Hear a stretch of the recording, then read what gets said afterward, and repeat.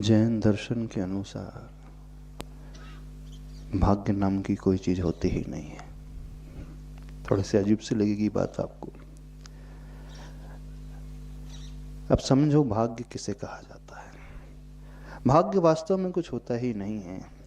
हमारा आज का किया हुआ पुरुषार्थ, आज के किए हुए कार्य, हमारे आज के किए हुए अच्छे कर्म अथवा बुरे कर्म आने वाले समय में भाग्य का नाम पा जाते हैं। भाग्य का अर्थ ये नहीं है कि कोई देव ऊपर बैठा हुआ वो हमें दे रहा है, बिल्कुल ऐसा नहीं। भाग्य का अर्थ ये नहीं है कि अपने आप घर बैठे बैठे व्यक्ति को सोना चांदी मिल जाएगा, लॉटरी खुल जाएगी। भाग्य का अर्थ ये नहीं है कि कोई व्यक्ति केबीसी में जाकर के 5 करोड़ 7 करोड़ जीत लेगा। भाग्य का अर्थ ये नहीं है कि उसने 50 रुपए की लॉटरी खरीदी और 10 करोड़ उसके हाथ में आ जाए। अब आप कहोगे कि महाराज जी देखा तो ऐसे ही जाता है, किसी को करोड़ की लॉटरी लग जाती, कोई केबीसी में जीत जाता है, बैठे बैठे उसके हाथ में प्रॉफिट हो जाता है, बैठे बैठे उसे धन मिल जाता है। हाँ, जो वर्तमान में दिखता है कि बैठे बैठे मिल रहा है, वो बैठे बैठे नहीं मिला है। पूर्व में नियम से उसने कुछ ऐसे कर्म किए थे, ऐसी क्रियाएं की थी, ऐसे अच्छे कार्य किए थे, उसका फल है। जब वर्तमान में बिना अधिक परिश्रम किए हमें बहुत अधिक लाभ होने लगे, तो इसका सीधा सा अर्थ ये समझना, आपने अथवा उस जीव ने नियम से पूर्व भव में, पूर्व समय में किसी को दान दिया होगा, किसी बीमार की सेवा की होगी, किसी गरीब को उठाया होगा, प्रभु की भक्ति की होगी, परिणामों को संभाल करके रखा होगा।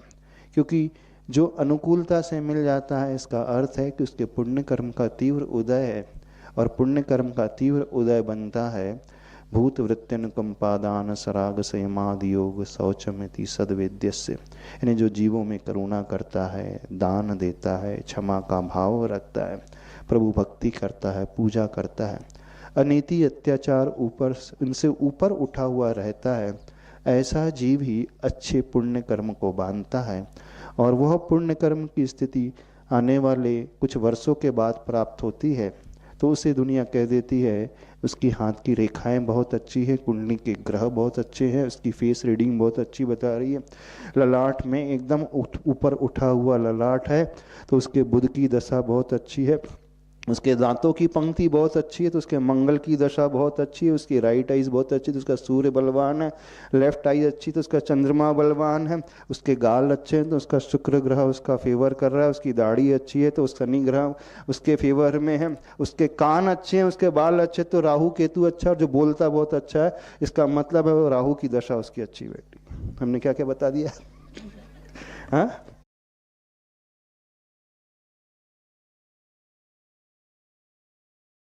ये जो अच्छे कार्य करने वाले व्यक्ति को नियम से ऐसा फेस मिल ही जाता है, और उसका फेस अपने आप सारी की सारी बातें बयां कर जाता है।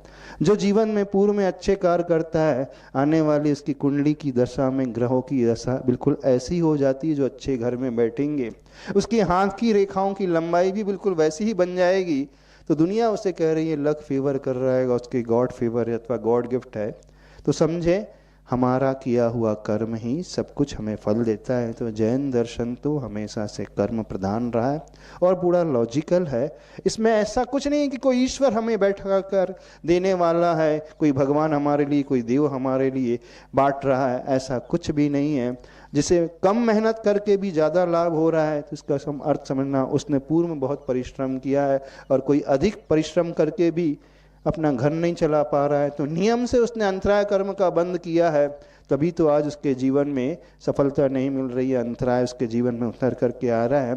तो ये ग्रह, कुंडली की दशा, हाथ की रेखाएं, फेस रीडिंग, शरीर की बनावट, सारे के सारे निमित्त सिर्फ और सिर्फ एक इंडिकेटर है, संकेतक है, उससे अधिक कुछ नहीं है। तो ग्रह हमारा ना बुरा कर सकते ना हमारा भला कर सकते, कोई हमारा भला बुरा नहीं कर सकता, सिर्फ हम स्वयं ही करने वाले होते हैं। पूर्व में हमने किया था, इस प्रकार पाया, और यदि हम अपने अशुभ को शुभ में, पाप को पुण्य में बदलना चाहते हैं, तो एकमात्र उपाय है वर्तमान को हम अच्छे से संभालें, रियलाइज करें, एक्सेप्ट करें, स्वीकार करें कि हमने गलत किया था, गलती हो गई है। गलती होने के पश्चात क्या किया जाता है?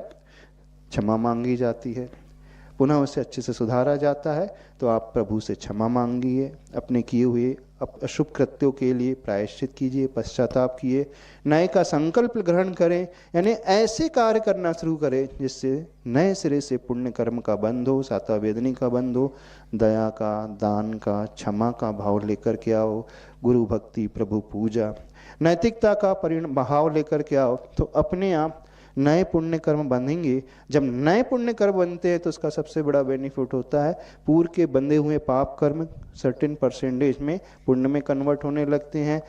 पूर्व में बंधा हुआ पाप कर्म, उसकी इंटेंसिटी घटने लगती है। पूर्व का थोड़ा भी पुण्य कर्म हो तो उसकी इंटेंसिटी बढ़ने लगेगी। और नए सिरे से जब हम अच्छा कार्य करते हैं तो वर्तमान में हम आनंद में जीते हैं, और वो आनंद हमें बहुत अच्छे से क्रिएटिव बनाता है। हम नया कुछ भी सृजन कर सकते हैं, कुछ भी हम नया प्रोड्यूस कर सकते हैं आनंद से भर करके। फिर जो हम कार्य करेंगे वहाँ हमारी एफिशिएंसी यानी कार्य करने की क्षमता कई गुने बढ़ जाएगी। तो ये कार्य करना सीखें।